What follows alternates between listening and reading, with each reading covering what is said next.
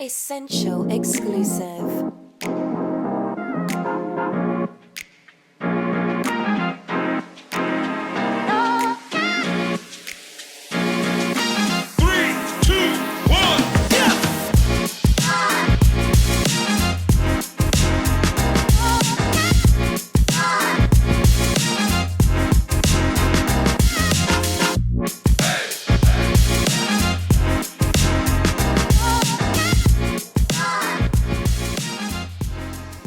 So welcome to another episode of the Unspoken Word Podcast with myself, Shane. Now, today's guest is an honour, and I say an honour to have her in the chair.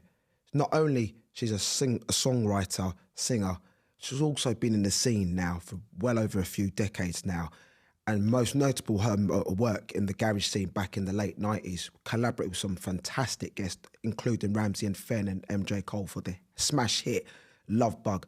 It's an honour to have Lynsey Moore in the chair. How are we doing? I'm really good. How are you? I'm very well, apart from this flu, but I'm getting there. I'm getting over it. It's slowly getting there. I'm really proud to have you today on the Unspoken Word Podcast and to also get to some unspoken truths about your journey and how you've got on, of course. Ready for me to spill the tea? Exactly that.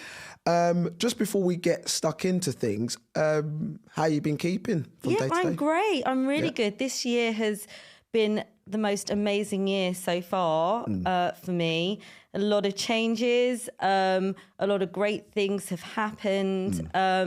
So I can't complain about this year at all. It's been really, really good. Yeah, really good. You've been busy today. We've bumped into each other a few times. We have, yes. So, and it's been great. So it's nice to see your journey this year just blossom from strength to strength. It has, Of course, definitely. But of course, you know why you're here today?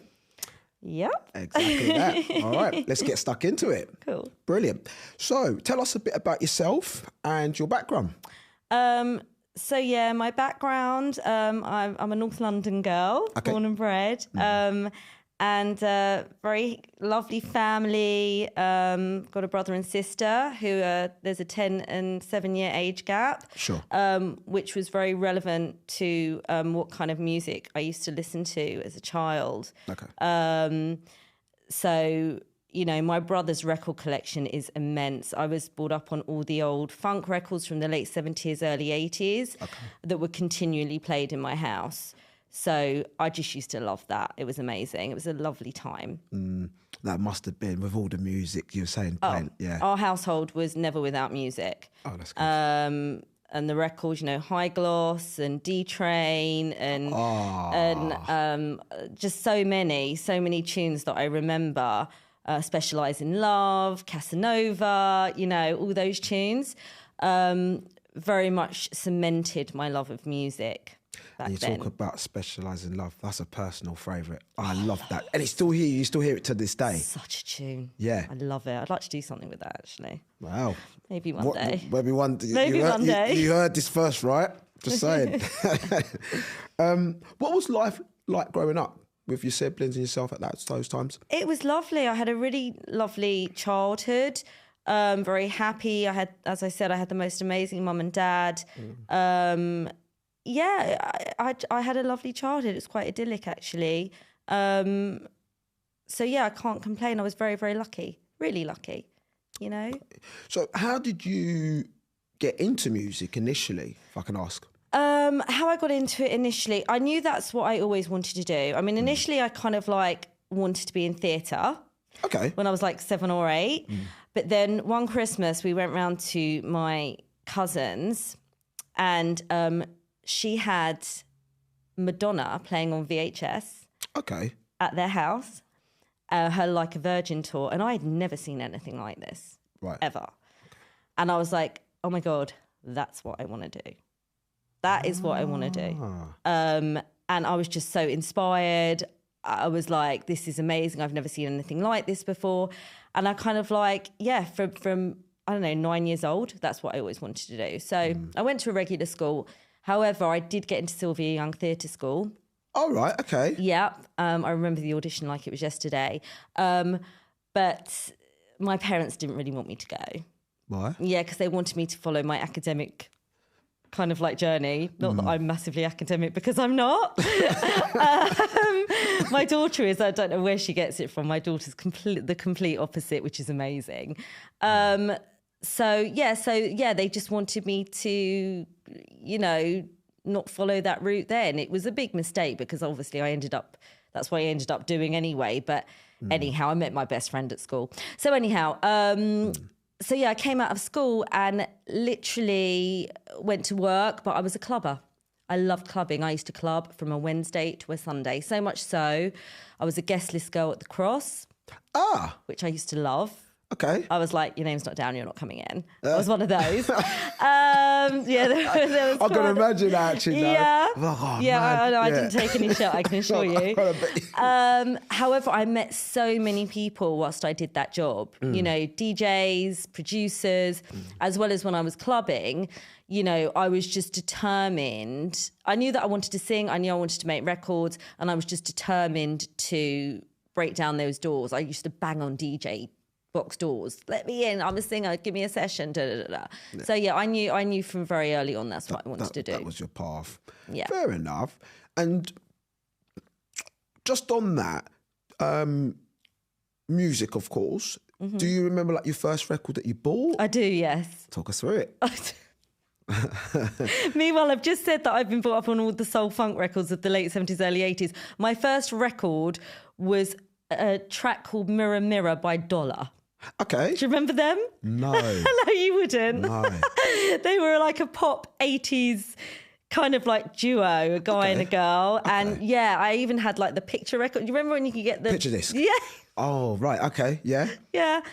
And that was my first record, bizarrely. What was it about that record that... Don't really know. I liked the song. I don't know. It was just... The lyrics gravitated to you? No, it was quite an electronic pop kind of record, which completely goes against the grain of what I've just said. But and I liked them. I thought she was really pretty and I thought he was gorgeous, and it was an aesthetic thing as well. Okay. Bizarrely. That's how it goes sometimes. So we're getting into the 80s. Okay, so you mentioned about the 80s. You're buying records. Music has obviously found you. Yeah. We can say that. Yeah. Were you listening to any mainstream or pirate radios at that point? Interestingly, no, I wasn't. Okay. I'm going back to my clubbing situation, whereby I started out clubbing when I was 15 years old. Okay. And the first club I went to was Camden Palace when I was 15. Okay. And then at around 17, I got into the hardcore phase. I used to go to Orange at Camden Palace. Do you remember those nights? I don't personally, but I have heard there were legendary nights at the Palace, of course. Yeah. And there was a DJ called Chris Paul who used to run those events. He ran Orange at Camden Palace and the Astoria. So I ended up dancing at the Astoria. Roughly what sort of year period now we're talking? We are talking real 94. 94, okay. 93, 94. Okay. So ironically enough, hardcore for me, I love it. I liked the vocal hardcore because obviously Let Me Be Your Fantasy came from that era. Yeah. And as soon as I heard that record, I was like, oh my God, that's the kind of record I want to do. And fortunately, Chris Paul, the guy who ran Orange, I did a couple of tunes with him. They never saw the light of day, but that gave me a taste of it. And then I transitioned to house music when I discovered the Ministry of Sound. We'll come on to that momentarily. But just sort of touching on the Palace and some of the other venues you mentioned, the Crofts. Yeah. How important was the culture in the early 90s? Now, we're coming into the 90s, the golden period, if you like. And you mentioned hardcore, Baby D, Let Me Be Your Fantasy, those types of tracks. Yeah. What was the culture like back then, and why was it so important at that point to you? It was just a magical time. People went to dance, obviously to explore other things as well. Of course. But, there were no phones in those days. It was a completely different vibe. And you cannot beat that era, the 90s, for clubbing and music. Absolutely, yeah. And you never will. I find we're so lucky that we were able to experience that. Yeah. You know, and oh God, I loved it. I absolutely loved it. And as I've said, I'm pleased, and I'm sure we'll touch on this in a minute, that I've transitioned through all types of music throughout my clubbing experiences. Yeah. You know? And just touching on that, even myself raving in the 90s, it's not about the mobile phones. No. It's just your best memories are going to be those nights where you're not worrying about, let's take the phone out and let it get a moment. No. You're going to photograph it. Remember those moments when you're in those spaces, because you can remember the night. Like you say, you remember what it was like being in those spaces at the time. Yeah, it was intoxicating. It was amazing, you know, and yeah, you just went to dance and to laugh and to meet people and to share these experiences with people who are on the same level. There was no kind of like hierarchy with the clubbers. Do you know what I mean? There was none of that. Yeah. You know, everybody was equal. It wasn't about the money or the outfit or the this or the that. That come later? It came later, yes. Okay. It came later. But in that time, yeah, people, it was almost very much a freedom. You know, people were working all week and they went to clubs on the weekend and just were free. For free. You know? So you touched on Orange. Yes. At the Palace. Yes. What other events were you attending around that time, if I can ask? I wasn't really. I was just going there every Saturday night, to be honest with you. That was my go-to. And the Astoria, because as I said, I did a couple of tunes with Chris Paul, and then because I could dance as well, I danced at the Astoria for a bit, and at the Hippodrome, funnily enough, way back when. What was that like? It was fun. It was on the podiums. Yeah? Yeah, I enjoyed that. Trying to not laugh too much. Oh, bless you. Yeah. Yeah, that was good fun. That was good fun. Yeah. Bless you. So we're touching on early mid-90s at this point. Okay. Yeah. So where does your singing journey kind of start at this point now? Well, I knew this guy called Max Bloom, who had been engineering for WOMAD. Okay. WOMAD. I want to give you devotion. Nomad. WOMAD? Yes, Nomad. Yes, yeah. WOMAD, early Nomad. 90s. Yeah. Yeah. And I knew him from around, and he said, and he knew that I wanted to sing, and he knew I wanted to cut a record. So he gave me a backing track. He goes, right, go away and write something for that. I was like, okay, cool, that's amazing. So I went away and I wrote, and I went back, and we actually recorded the tune at Battery Studios, which is the most amazing studios in Willesden. Okay. I think it was owned by Jive Records at the time. Oh, Jive right, yeah. was Britney Spears' label. Yeah. Big label. Yeah, and the studio was immense. So he had like free time there because obviously he'd also been working with Lighthouse Family, engineering for them. Anyway, so we did the record and I went into the studio and he was sat there with another guy called Paul Emmanuel. Okay. So they both did the record for me and it was my first cut, which I was really proud of, first record I ever wrote. And ironically enough, Push Forward... Oh no, I did that in 95. Push forward maybe 8 years later. I ended up working with Paul Emmanuel again as he was one half of Club Asylum. He was indeed, Yes. with Jeremy. With Jeremy, Sylvester. and they were the most amazing duo because obviously you had Jeremy with those dirty beats and, you know, his beats are the best as far as I'm concerned. Yeah. And then you had Paul, who was classically trained with his chords and his melodies and his structures. And the amalgamation of the two was just like the perfect marriage production-wise. Yeah. And they were amazing to work with. No, that's really amazing to work with. Yeah. We will touch on that first single as well. Let me come back to that because I know there's a story behind that, of course. So during I would say the early 90s, so you would have been aware there would have been a Sunday scene at the time, or were at this point, did you not know of not this? In the early 90s. I would say in the mid-90s. When I discovered the Ministry of Sound, which was like the most amazing thing ever, that's when I started Sunday clubbing because I used to party all night and then continue through to Sunday. Okay. So when you would, okay, so from ministry, do you remember where you would potentially have gone afterwards? Was there any notable clubs that I just remember going to, I can't remember the name of it, but I just remember leaving ministry at 10 o'clock in the morning and ending up in another club somewhere else. And there was another club in Kensington called The Park or something. Yes, The Park, yep. Do you remember that? Yes. I used to go there on a Sunday. So we had, sorry to interrupt you there, so we had Gavin Face Mills on season 1, and Gavin mentioned about playing there and the likes of, I believe, Daryl B.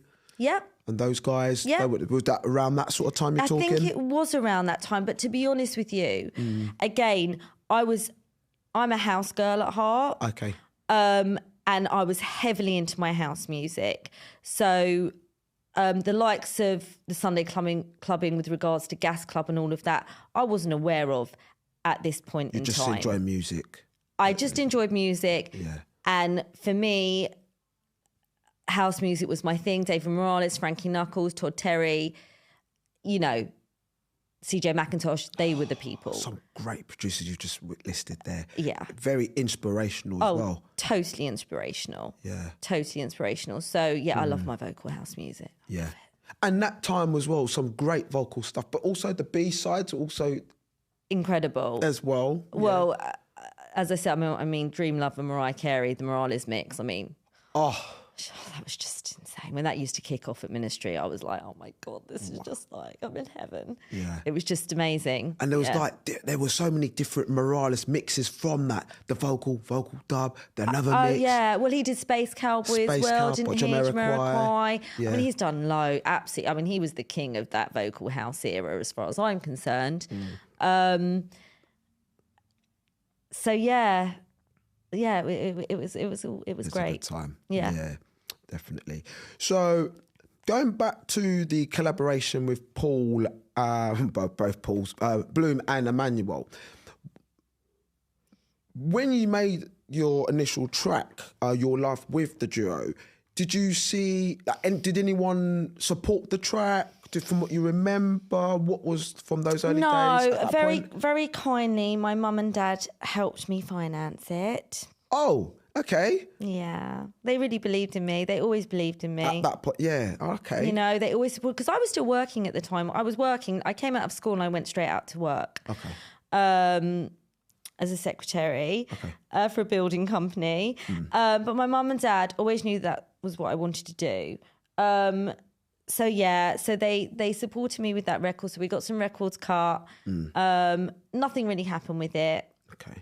They didn't spend a fortune, obviously, but that's what happened. However, what it did do, it gave me, it was good for me because I could present it to other producers, you know, managers, agents, whatever else, to show that I was being productive. Okay. So that's what that record did. Right. Okay. And it got me other work. Okay. Other sessions. Other sessions as well. Yeah. Okay. So when you say other work, this was before the garage scene came up? This was before the garage scene. You know, I didn't know anything about UK garage at this point. You know, as I loved my house music and I wanted to be a house vocalist. Yes, yeah. And I tried to lend my voice on lots of sessions with that. Okay. But at that time, it was more about the big diva voice on those records. And it didn't quite fit. It didn't quite work. Okay. You know, I got a lot of experience from it, you know, learning the mechanics of the studio, learning my hi-hat from my snare, you know, learning my craft, so to speak. But fundamentally, that route wasn't the right route for me vocally. So what did you do to change that route? Well, UK Garage landed on my lap. Just out of nowhere. Okay. And that's what happened. And that's what happens. And sometimes we don't see these routes. We navigate, it follows us, and you thought, okay, maybe try this, see what happens here, like you say, and then the rest is history. The rest is history. Yeah. Okay. So before we touch on that, we're going into 96-7. Yep. Okay. the UK garage scene now is in full swing. So you got all the DJs now. So you would have had the early events, which would have been starting up or would have been around that time. So you would have had the likes of your Spread Love project at the Gas, Sun City at Adrenaline Village, La Cosa Nostras, to name a few. Yep. Num Nums. So Mr. Jones, I had to get that one in there. But anyway, the point is, these events are now either begun, started, or happening, so forth. Yep. Yeah. Unbeknownst to me. Sorry? Completely unbeknownst to me. Yeah. I had no clue. What was going on about any of that. Yeah. So around this time, talk us through how did you collaborate with MJ Cole and Ramsey Fen? So from being a clubber, being a guest list girl, I was like networking and hustling continuously. Okay. All I wanted to do was sessions, and I would meet a lot of people. I would meet a lot of DJs, I'd meet a lot of producers, as I've said. And at one party or one event, I can't remember what it was, I met Dominic Spreadlove. Okay. So I ended up doing a tune with him called Spread Your Love. I don't know where that is. And if anybody's got it anywhere out there, I would love to hear it again because I don't know where it is. It was cut and everything. And so did it release or? I believe so. Okay. So yeah, if anybody's got it, I'd love to hear it. And then I went in again, because this is when he was at the Truman's. Truman's, yes. Yeah, and I used to love that place. It was like a hub of creativity. You had studios, you had producers, you had DJs, you had fashion, you had it all there. It was amazing. Okay. So I went there one day to meet up with him. God, I remember this like it was yesterday. I can see it in my head. Okay. And he said to me, do you want to come across the road? Because there's some producers over the road, Ramsey and Fen. Like expecting me to know who they are. I was like, who are they? Well, you don't know Ramsey Fen? I was like, no. So we went over the road and went into the studio, and there was Ramsey Fen, a guy sat at the desk, and a few other people. Sure. And we all had a jam. Okay. Got introduced, we had a jam, that was it. Then a week after, we exchanged numbers, and then a week after, I got a call from Fen, and he goes, do you want to come in and do a tune? I was like, yeah, great, it's a session. I was like, brilliant. So I went in, and I went into their studios in Tottenham. Right. So there was Jonesy, Ramsey, Fen, Little Bill. Do you remember Bill? Little Bill, yeah. Yeah. He was so lovely. He still is lovely. Got an amazing magazine now, Notion magazine. Yes, he it's does. Incredible. It's done very, very well. Very well. So I went in, and they had a lovely studio there actually. And I went in, so it was Ramsey Fen and this guy who had been the week before at Truman's studio, sat at the desk. So it was like, Ramsey, oh, this is Matt. I was like, oh, hi Matt, how you doing? Da da da. So we ended up doing a tune called Oh Boy, which had been signed to XL. Let's get that one out. If I can find that one. There we go. So that's the one there. That's the one. Yeah. So this had already been signed. So Ramsey and Fen had been brought in to do the remix. Bear in mind, this was an old Johnny L cover. That's right. Yeah. So they needed a vocalist because they couldn't fit in the original vocal into the mix that they wanted to do. So they needed it revocaled. Right, okay. Hence they called me. So I went in and I did it. I revocaled it. Went back the week after, picked it up, heard it, and I was like, what have you done to my voice? I went mad. I said, I sound like Minnie Mouse. And they were like, well, no, it sounds cool. I was like, I don't think it sounds cool. I was like mortified. No. Yeah, I was. I was like, this isn't a representation of my voice. I mean, what are you doing? Anyway, so there wasn't much I could do about it. I'd been paid for the session. The track had been signed. That was that. Anyhow, I just put it down to an experience. Yes. So then a week after that, they called me. Okay. And said, oh, Lyns, do you want to do another tune? I was like, yeah, fine, I'll come in. And I remember this again so vividly because I've been out at Café de Paris. Do you remember when Café de Paris was a thing on a Wednesday night? And my session was on the Thursday. And this was September 97. 97, okay. So I went in and it was an early session. It was about 11 o'clock in the morning and I went in and again, Ramsey and Fen and Matt were sat there. Okay. Matt's MJ Cole. Yep. And they handed me a record sleeve, a blank record sleeve with lyrics written haphazardly on the back. Right. Like in pencil. Yeah. They were like, right, do you want to sing that? I was like, oh, okay, yeah. What's it called? And they said, and Fen said, Love Bug. I was like, oh, Love Bug. I was like, what, like the car? And he said, no. Love British Underground Grooves, which was the name of their label. Yeah. I was like, oh, okay, yeah, okay, that's fine. So went into the studio, went into the vocal booth. There was no light in the vocal booth at this time, so I lit up. So we're talking about. Oh, if I've exchanged that one for a set, let's put that down here for a minute. Got the acetate and also both. Yeah. You can talk us through Talk us through Love Bug for a second. Yeah. Sorry, so anyway, so I went into the vocal booth and there was no light in the vocal booth, so I had a lighter on me, so I lit up the lyrics to read them. Was it a bit dark in the sleeve. studio? Yeah, the light bulb had gone. Oh no. That's how it goes sometimes. Yeah. And they said, right, just sing. I was like, okay. So I started singing and I remember the three of them. Yeah. Ramsey, Fen, Matt, all like motioning whilst I was singing. Right. Do a bit of this, do a bit of that, do a bit of this, da-da-da-da-da. And I sang for about half an hour. Okay.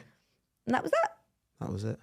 Right. And I remember then Fen saying to me, whilst I was in the vocal booth, oh, just, can you speak? Can you talk it? Just speak. Don't sing. Just speak. Yeah. I was like, what do you want me to say? He goes, oh, just say something off the lyrics. I was like, okay, fine, which is what I did. So that was that. So then said goodbye. Next day, midday, they phoned me, Lynn's come to the studio because we want you to hear the tune. It's been mixed down already. I was like, what? Okay. So I went down to the studio the next day, heard the record and I thought, oh my God, this is amazing. Compared to obviously the first record. Yes. I was like, number one, I felt like this was something completely different. Bearing in mind I've been session singing for a good 3 years prior to this. And like all the tunes I've been doing have been okay, but nothing like this. Nothing. And I knew, and obviously, oh my God, they've made me sound amazing. I was like, this is great. And they said, do you like it? I was like, yeah, I love it. And they said, right, because you're going to be singing it at Camden Palace tomorrow. I was like, right, okay. Yeah, so you need to go home and learn it. I was like, fine. And Love Bug is not like a standard vocal arrangement. Sure, yeah. It's like all over the shop with the arrangement. I thought, God, shit, I've got to learn this in like 24 hours. Which is what I did. And yeah, that's what happened. So I'm going to go back to go forward a little bit. We're going to, with the Love Bug, we'll stay on that. The Fabulous Baker Boy. So the matter of weeks from what I think from what you're saying. 1 week. 1 week. 1 week. Wow, that's a quick turnaround. Yeah, 1 week. Right. How did the impact of the Fabulous Baker Boy make you, when that was out? Because that's a big tune. Yes, I know you didn't probably like the vocals on it initially, but did it gravitate on you initially afterwards, or did No, I didn't know because I was so annoyed about what they'd done with my vocals initially. Yeah. I just didn't get it. I didn't. Love Bug I got. That I didn't. Right. And you got to remember also, I didn't really know that much about UK garage. At that point. point. I hadn't been clubbing. I hadn't been in those realms. I hadn't been on the dance floor. I hadn't heard the beats, heard the grooves, heard any of that. Oh, okay. Do you know what I mean? So it was all, the sound was all very, very, very new to me. Right. So as far as I was concerned, look, I respected and understood the intricacies of the production. But what they did with my voice, no. I was like, I hope nothing happens with that. Okay. Yeah, it was a big tune. Big tune. I know now. Yeah, I love it, but at the time, yeah, as a vocalist, for me, as far as I was concerned, the main concern for me was how I sounded. Yeah. Fair enough. Wrongly or rightly. Yeah, no, of course. Because you've come from that house background. So Of course. you wanted of course. so to see it, you're like probably thinking, what's going on here? Yeah. However, they very much made up for it when they played me this. Now that record now, whoa.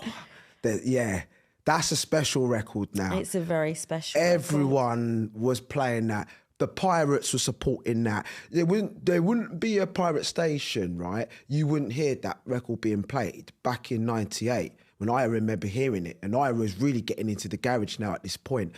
And yeah, it was when I started to get into buying records, Lynsey, that was then become the heart sort of record because it was deleted. You couldn't buy it second hand. You had to be looking deep. You had to talk to make the connection. Oh, yeah. Find out, how can I get a copy of this record? Oh, Ramsey and Fen were very, very good at that. Yeah. They knew exactly what to do with this when this first hit. You know, I mean, I love this. I love this as well. I remember seeing that. Did you see the Finnish label? Yeah, I just thought what an amazing idea, and it really stands out, and it's very iconic. I think it's very iconic. Well, it's one of those sleeves out of all of the Bug records as well. That's a very iconic label. On It itself. really is. It definitely is. It really is. 24 hours you had to perform that. I believe we're talking about... Thank you. We're talking about Num Nums, the Bug Records launch party from September 97. Talk us through that. Well, as I said, I had 24 hours to get my shit together to learn the record in the very lengthy arrangement that it was. Yeah. So I took myself down there. I went on my own. Wow. Nobody came with me. Okay. I'm not quite sure why. And I met Matt there. Okay. Ramsey Fen weren't there. Okay. I think even though they are on this flyer, I think the likelihood is they were DJing elsewhere on the time that I was on. Because look, it says 10 p.m. to 7 a.m. It's weird saying that when clubs used to finish that late, right? I know. Compared to what it is now. Yeah. I know. And I used to stay there till 7 a.m. They used to throw me out with the rubbish. Just had to soak in every single bit of it. So I went in and I remember me and Matt being backstage because he was going to do the sound for me. Okay. And I sang the record and it was just amazing. I was very nervous. Of course, first one. You know, nobody knew the record at that point. But I did it. And yeah, it was great because obviously I've been to Camden Palace as a 15-year-old and knew that's what I wanted to do and used to see artists sing there, and there I am singing at Camden Palace. That's an amazing journey for you because you've been inspired by the likes of Madonna. Oh yeah, and equally, you know, when Madonna first came to the UK, Yeah. her first live was at Camden Palace Look at that. for holiday. Yeah. There you go.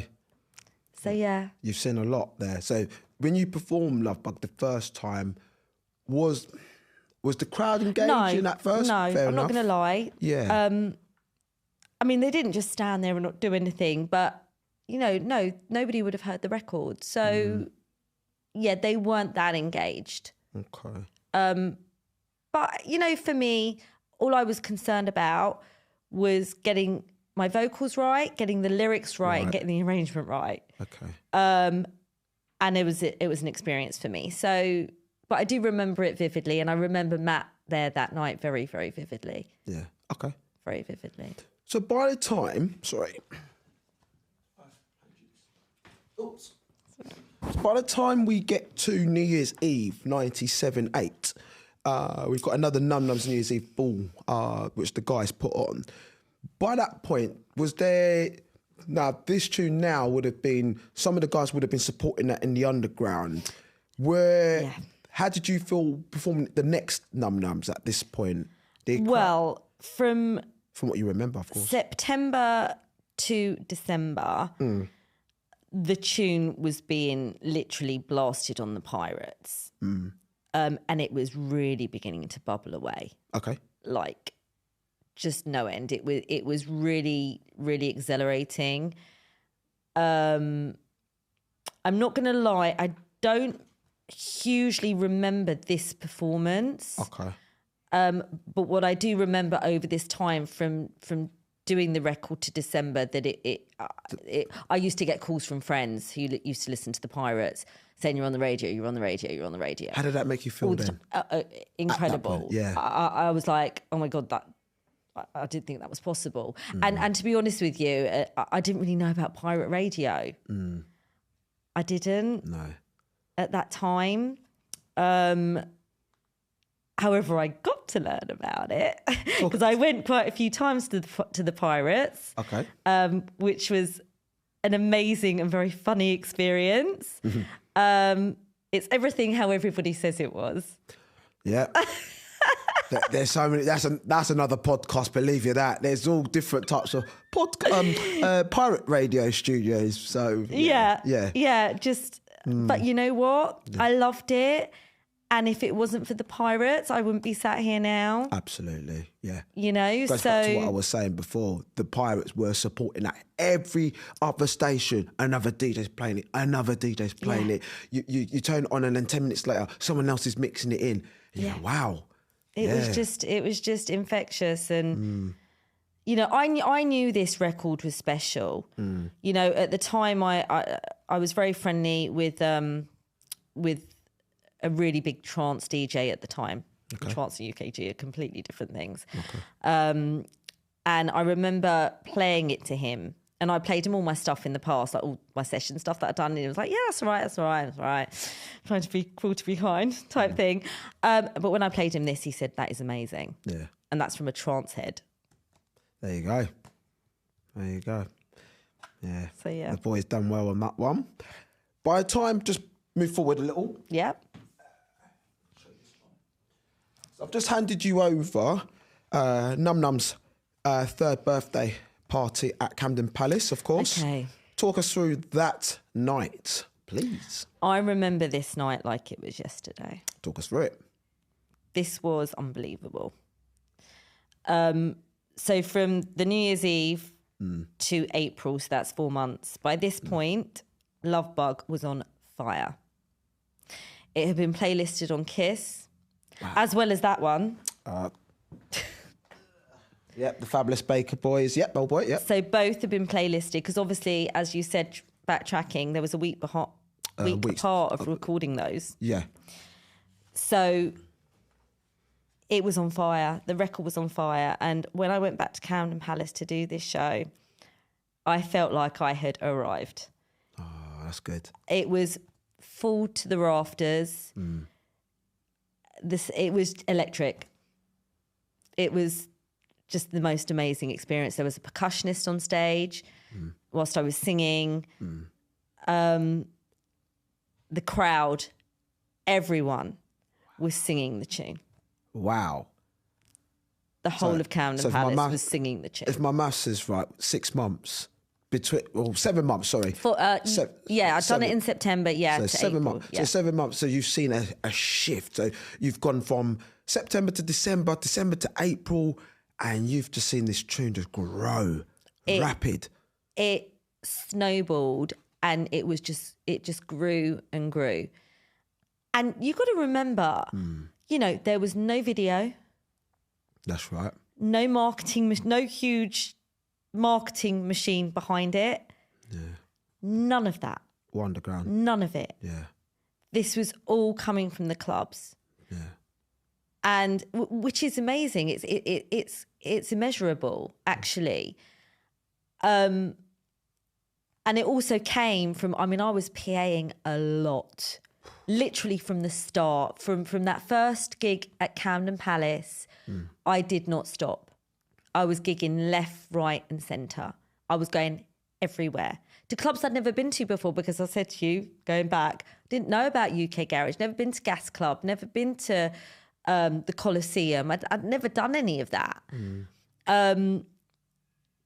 So I think it was a combination of obviously me gigging, you know, the Pirates playing, the club supporting, the DJ supporting, that got it to these heights. And obviously, you know, Ramsey and Fen with whatever they did with the distribution, or because I never knew about that side of things, they knew exactly what they were doing. Okay. You know, because this record was hot. Everybody wanted it. Yeah. And they sold thousands of vinyls. Okay. Thousands. Yeah. Yeah. Without a doubt. Yeah. It was a hot record. Yeah. Definitely. And you know what?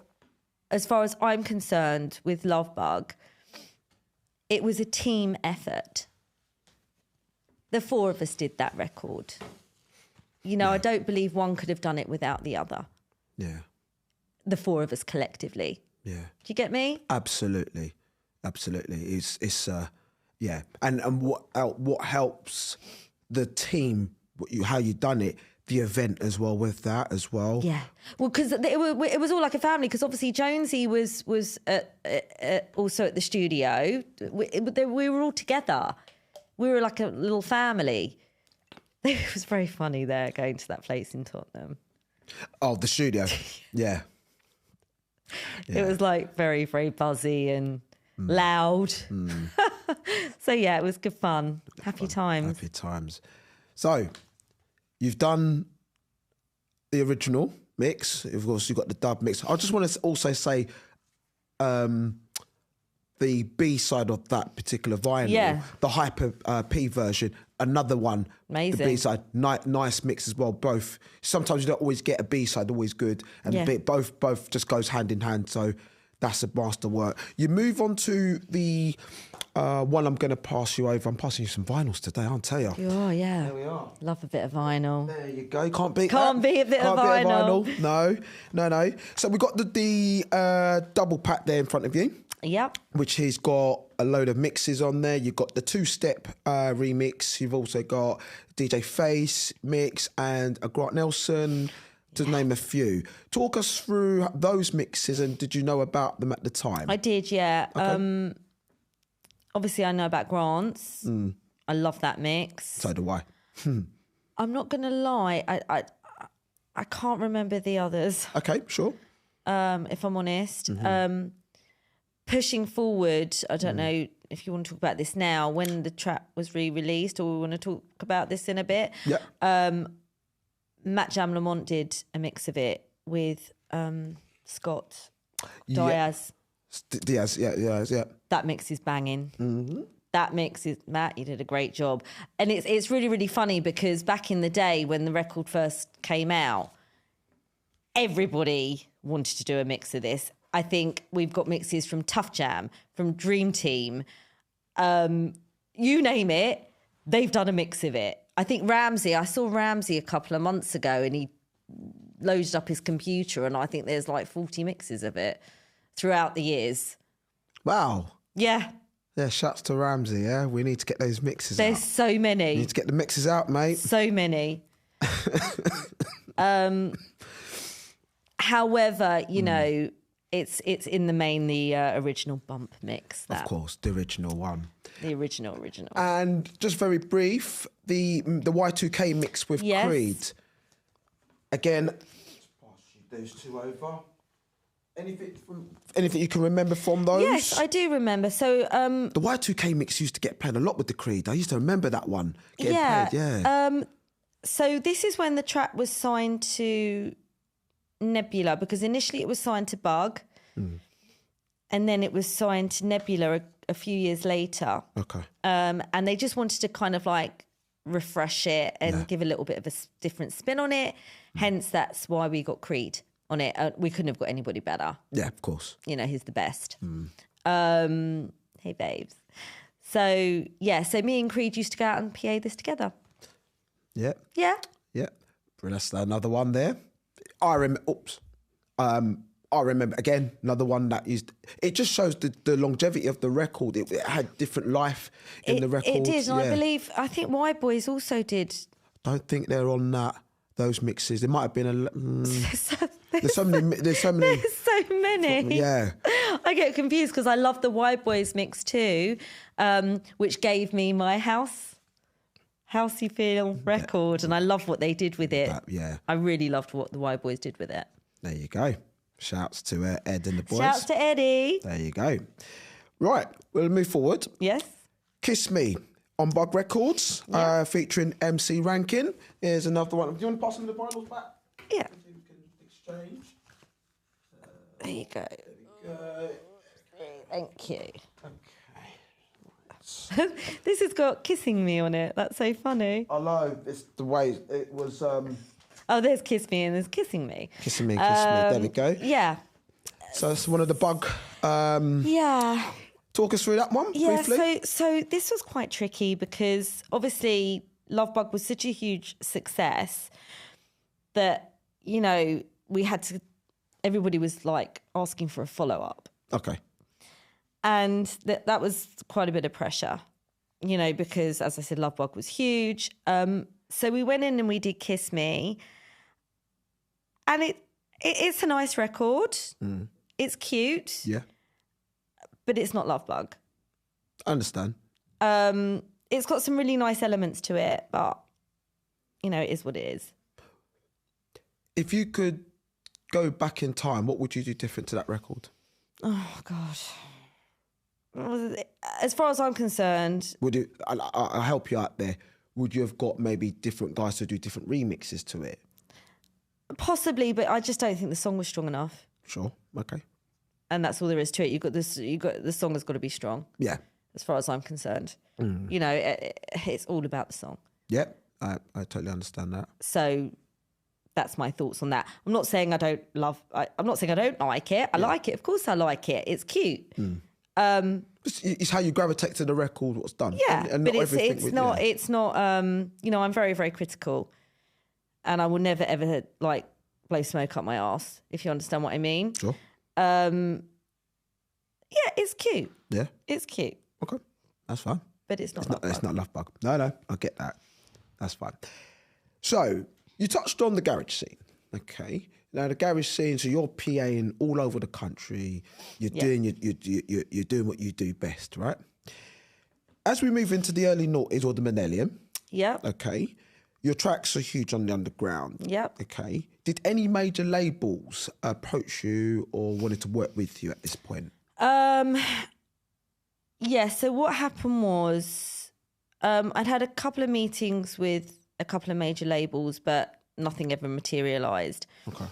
And I'm really, really backtracking now here because my first record deal was with Warner Music.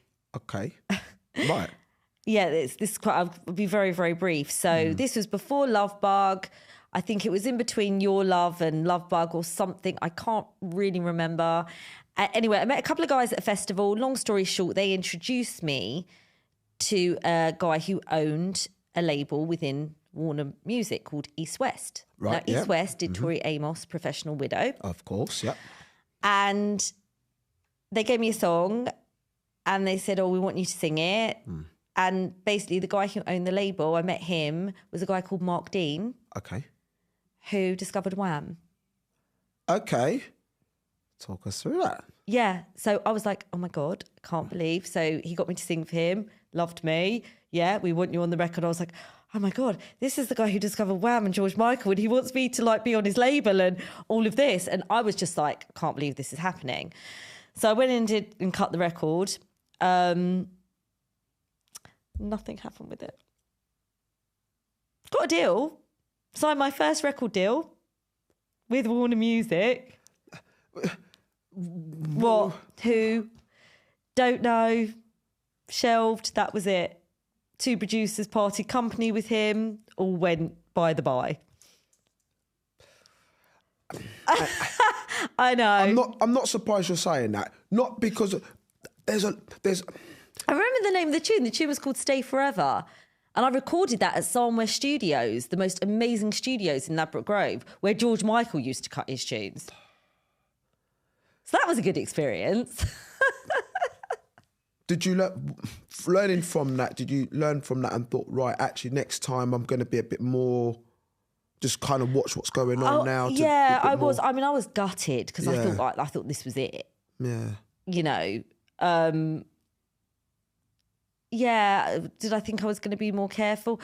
I suppose I did in a way, but all I wanted to do was to sing and be a success, you know.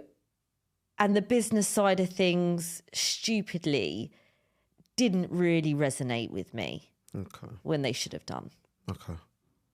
So, moving forward to your question, after Love Bug, was I... by a couple of labels, but nothing really materialised. Okay. And then I got approached by an independent label who I believed would really support me, understand my vision, and give me what I needed.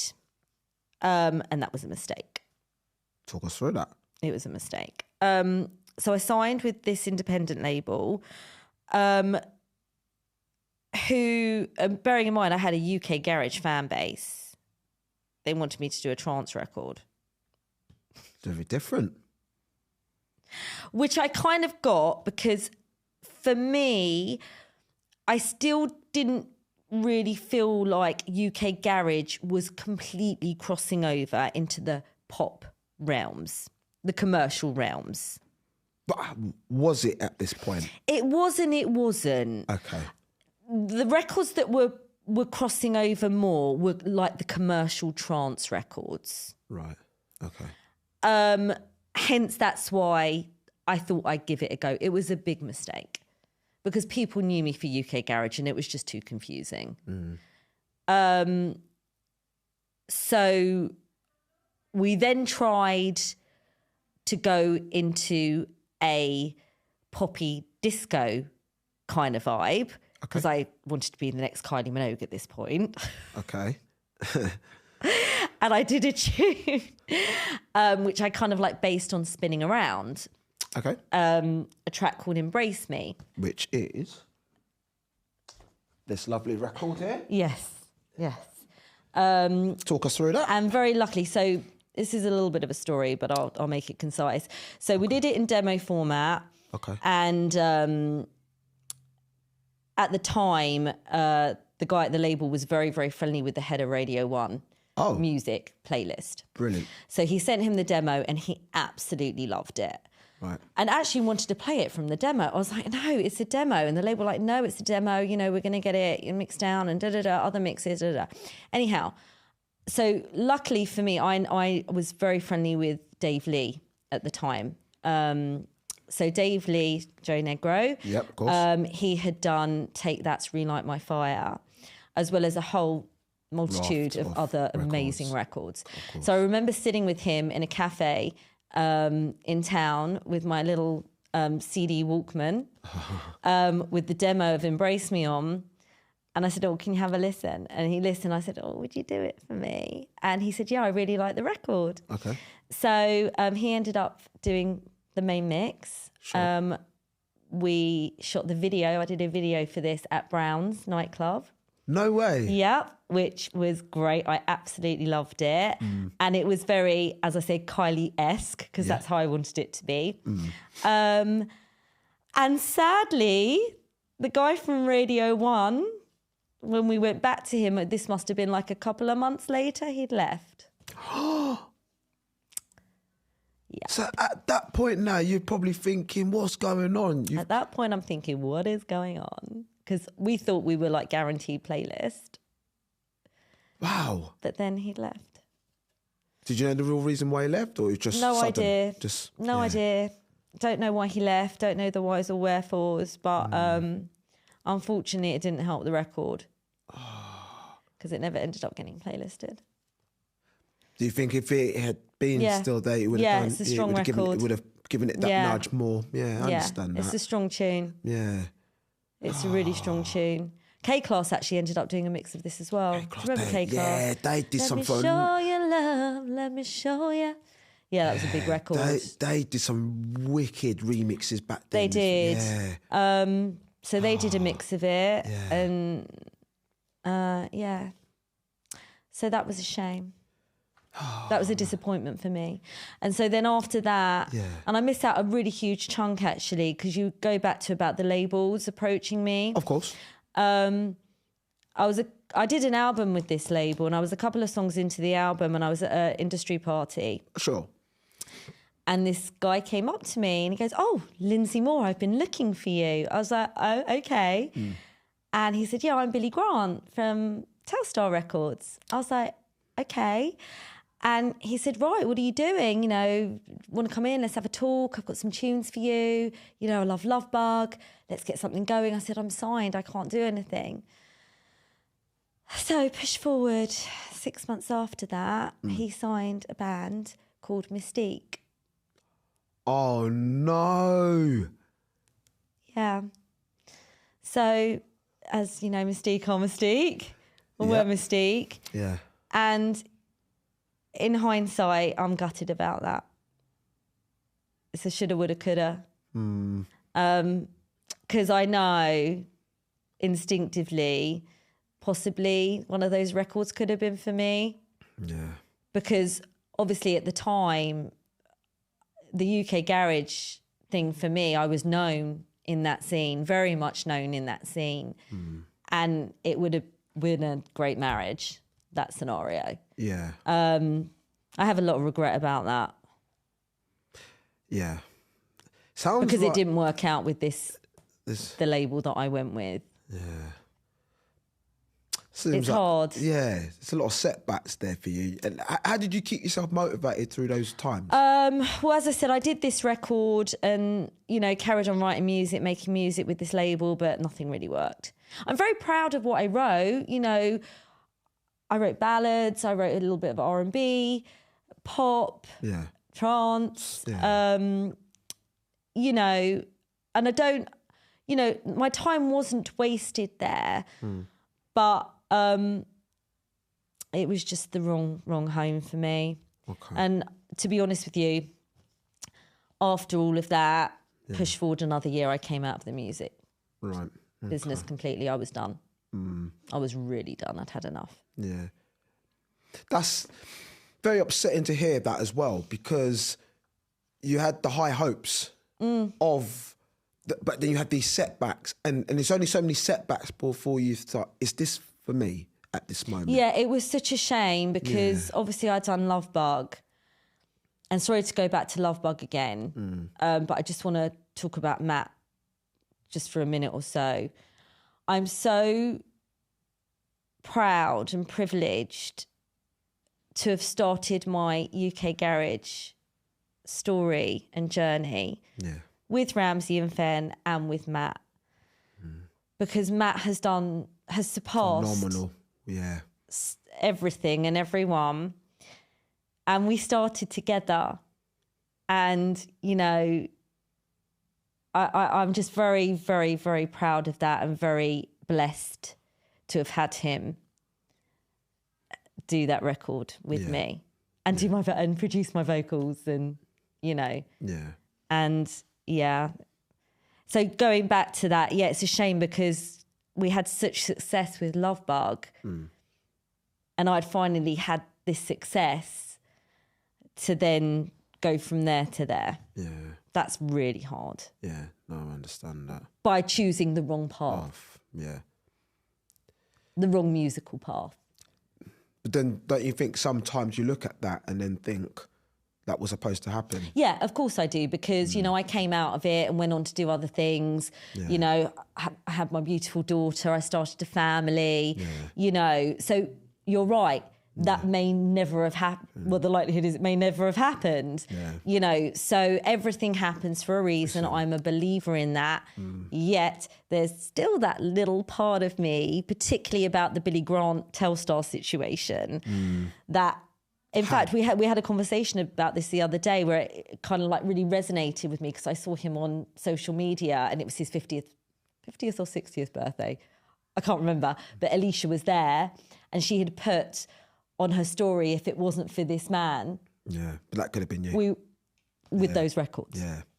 I'm not saying it would have been, but maybe one of the records. Who knows? At least, who knows? You know? Yeah. So anyway, we live, we learn. When did you first sense that there was a shift in the UK garage scene, and how did that affect you or directed you at the time? Well, to be honest with you, I'd come out of it by then. Everything, like you said before. I'd come out. So you hadn't noticed there was a shift in the scene? No. I'd heard, but I wasn't proactive in it. because I'd come out of it, I'd signed to the label, we were trying other things, and I wasn't around for the decline, for want of a better word, in it, and what was going on. Sure. You know, and to be honest with you, a little bit further down, I was out of music completely. Right. I was changing nappies. Yeah. being a mum. So, being a mum, yeah. I don't understand that. Yeah. So how did that all kind of come back together in more recent times then for you? Well, you know, for me, I was never, ever, ever going to chase this again. I'd spent years chasing music, chasing a dream, trying to achieve, which I believe I did. Yeah. At the time, you know, I didn't get there, but I got there. And then I saw a show called People Just Do Nothing. Okay. I think that was around 2016. Sure. I love that show. Yeah. And I was watching one episode and I heard Love Bug in the background. Okay. Yeah, it was actually on the show, like in one of the scenes. Right. So funny. Yeah. And I thought, oh, that's really cool. And I just heard noises that the UK garage vibe was coming back. Mm-hmm. Again, I wasn't chasing it. Had no interest in chasing it. I'd had the odd gig every now and again, maybe one a year or something like that up until that point. Yeah. And then I got a phone call one day, ironically from MC Kai. Okay. Who had coincidentally bumped into somebody in the gym that knew me and and he got my number. And he kind of like brought me back into the fold. Yeah, that's nice. He brought me back into the fold. Yeah. And that was around 2016, 2017. Sure. And then that was that. And there it is. I was back. Yeah. I was back. Yeah. Slowly. But he got me on Majestic's Radio 1 UK Garage Takeover. That's good. He got me the show at the SSE Arena for UKG Chronicle. Yes. Robin S was headlining. Of course. What was that like? That was amazing. Yeah. That blew my mind. It blew my mind. I never forget when I went for the sound check and me and my sister, because I took my sister with me, we were walking down backstage. This was sound check and I could hear this voice booming and it was Robin S. It was incredible. Them power vocals. It was incredible. Yeah. So that was that, and that kind of like got me going again. Good. You know, because there was a calling for it, and yeah. Yeah. So just to bring things forward, very brief. Grant Nelson, obviously, you worked with, and B15 Project. Just give a brief overview on those producers and how that come about. So ironically, I came back into the fold, then we had COVID. We did, yeah. Nothing much was going on. Yeah. Came out of COVID and I was going through a little bit of a lull in my life, so to speak. Okay. Didn't really want to do much. And then one day I just woke up and I'd been speaking to Guz. We'd been speaking for about 6 months, Guzzy B15. Yeah. And I just phoned him one day. I said, girls, I'm ready to write some new music. Just want to do something. I want to do something. I need to be creative. And that's what we did. So we wrote a tune called Lately. He sent me the backing track. I went up to Birmingham to record it. He's the most amazing musician, by the way. You know Ali Campbell from UB40 is his first cousin? No, didn't know that. Yeah. So obviously, you know, B15, a legendary, Girls Like Us, most amazing tune. Yep. So I went and did Lately. And yeah, that was great. We had a top 3 record with that in the commercial pop chart. How did that make you feel? Amazing. Yeah. Amazing. And I love that record. Yeah. You know, I don't love all my records, I'm not going to lie. Sometimes I don't even like the sound of my voice. Like your first one? Yeah. Look, second, sorry. Yeah. But I loved that record. I wrote it. I love the melody. I love what he did with it. And yeah, I'm really, really proud of that record. And so you should. Very proud. Yeah. Yeah, I love that. So that's how that came about. Okay. And with Grant, so again, So was busy for a few months, then not so busy for a couple of months, getting in a bit of a, oh, what am I doing? You know, it's still a hustle. It's still a grind. It's still a push. It's still all of that, because I'd come out of it, lost the bug completely, had no interest. But when you get back into it again, even though I didn't chase it, when you're back in it, you want it again. Yeah. Doesn't matter how old you are. Yeah. It's infectious. Yeah. It's you know, it's addictive. Mm-hmm. So have another bit of a lull. Then out the blue, I get a call from Mr. Grant Nelson. Wow. Hey, Lynn, how you doing? Yeah, I'm great. Right, we're doing a tune. Your name's all over it. He goes, tell me, were you the vocalist on that? This one. I said, yes. Yes, going back to this one. I said, yeah, but I never liked my vocal on it. And he laughed. He goes, yeah, but it's a banging tune. I said, yeah, I know. He goes, right. I've always loved Hurt You So, the original. Yeah. And seeing as you're the original vocalist, not on the original, but on the other original, I want you to go in and re-vocal it. Oh. So I was like, okay. So that's what I did. And That's such a great work on it. Huh? You've done such a great work. Well, he wasn't actually there. So I actually recorded my vocals in a studio in Notting Hill. Okay. But he was at the end of the phone with the engineer. Being so precise. I mean, undoubtedly so. I just wanted to nail this vocal. Even though it was a few lines, I didn't care. I wanted to get it perfect. Because Grant is a perfectionist. And, you know, I was putting my voice onto his work. So it has to be the best. Absolutely. Because he is the best. Yeah. So did the vocal, sent them back. And then, maybe a month later, it's number 1 in the UK Garage chart and the House chart. So we'd done 2 mixes. Done a House mix and a UKG mix. I remember. And both were flying at the same time. Yeah, I remember. Yeah. You never know what's going to happen in this game. No. From one day to another. To the next, even at my age. Yeah, no, I fully remember that. I was like, wow, Grant's because I think at that point... You know, this was last year. Yeah. No, was it the year before? No, the year before. A couple of years, but the time just fly. It just flies. Yeah. So you just never, ever know. No. Yeah. And that's the beauty of it, I suppose. Yeah. It's very high and low, but then my life is very high and low. It's never been that. No, but then would I want it to be that? Probably not. Exactly. Just before we wrap the podcast up, are you currently working on any new materials? I will be working on some new tunes next year. You know, I love working on new stuff. Yeah. I'm a creative, as we all are. Sure. It's very, very hard to break new music. You know, I will do my best endeavours to try. I get a lot of DMs from up-and-coming producers, also older producers, people that I know, people that I don't know. I'm quite selective with who I choose to work with these days. Sure. Not in a horrible way, just... You know, I have to think very carefully about what I'm doing. I've got a few projects lined up for next year, more shows. I mean, this year has been the most fantastic year. From the very start, you know, I did AG online, which was again, never expected it. And, you know, in my naivety, when, in fact, Viper booked me for that initially in January, because, in fact, I'd never met Viper before. We only connected in January. And he's a lovely guy. So he introduced me AG. I didn't even know about that. And when I did that, wow. Yeah. And AG is the nicest guy. And what he's doing Massive is just... shout out to DJ AG. Oh, yeah. Massive hey, babe. He's just so lovely. And what he's doing is incredible. So I've done that. I've done the O2.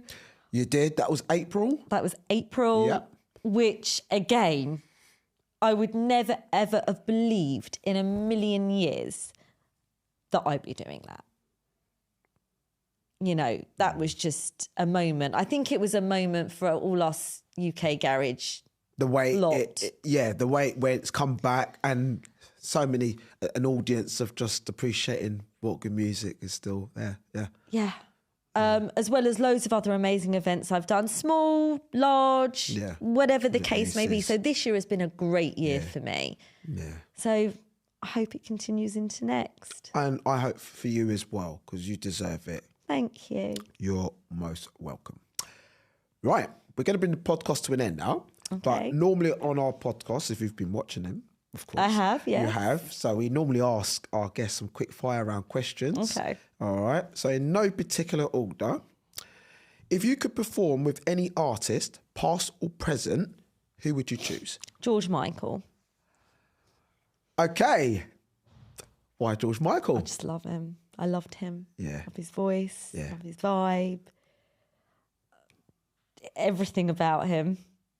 Yeah, he's different from everyone else.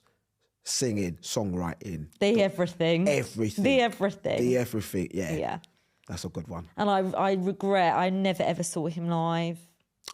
Actually, there's somebody else. Can I say another person? Yeah, go on. Bruno Mars. Bruno, okay. Why Bruno? Why Bruno? Yeah. Why Bruno? He's Michael Jackson, Prince and James Brown all rolled into one. Yeah. No, that's good. Yeah, that's all right. All right. If you could book your dream holiday, destination rather, where would you go? Probably the Maldives, because I've never been. Yeah, nice. Have you been? Not been before, no, but that's That a would nice be really good. nice good with pick. somebody special. Yeah. With my someone special. There you go. And last but not least, if you could have dinner with one celebrity, who would it be? Madonna. Ooh. There you go. You heard it. Madonna. And interestingly enough, I've got a very quick story to tell you. Okay, yeah. So I was at Chiltern Firehouse quite a few years ago. And Chiltern Firehouse was kind of like, is always buzzing with pop stars and this and that. Sure. And I went there with a friend of mine. And it was a bit quiet that night. It was a Saturday night. And I thought, what's going on here? It was in the summer. Right. And I said to one of the waiters, this guy who I'd made friends with, I was like, oh, it's a bit dead in here tonight. What's going on? He goes, dead? He goes, are you joking? Madonna sat behind you. Whoa. Your heart must have been pumping. I was like, what do you mean? Where? He goes, directly behind you. So I had a mirror in front of me. So you could so see I looked in the mirror reflection. and yeah. And she was sat there just with a guy. I think it was one of her publicists or something, but no entourage. The restaurant was practically empty. Could I go up to her? No. Why not? I just couldn't.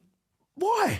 I was just so worried that she was going to like tell me to off, and it would just completely shatter my whole illusion. You know, I've idolised her since I've been 8 years old. Back to that video. Yeah. Back to, I mean, my favourite Madonna era was her Like a Virgin and Like a Prayer era. Yeah. I just didn't want to, and I walked past her several times to go to the toilet. No. Sure. She caught my eye though, and I caught her eye. That's priceless. So that the fact she acknowledged you, that's more than enough, right? There you I go. remember that. There you go. So yeah. Oh, brilliant. Oh, that's a lovely end to the podcast, definitely. Yeah. And most importantly, thank you for coming on today. Thank you for having me. I've really, really loved it. Thank you. No Thank worries you. at all. And of course, if you've watched today's podcast, you can follow our guest today. The links are in the description. Of course, if this is your first time watching the podcast, we are also available on audio platforms. Again, all the links are in the description for the Spotify or Apple podcast, to name a few. And remember, if this is your first time watching it, remember to like, share and subscribe to the channel. Of course, thank you for coming on. Okay. And of course, there's more unspoken contents. Do remember you check out the next episode, because there's always some stories to say. And again, guys, thank you so much for tuning in for today's podcast. Thank you very much. Cheers. Thanks.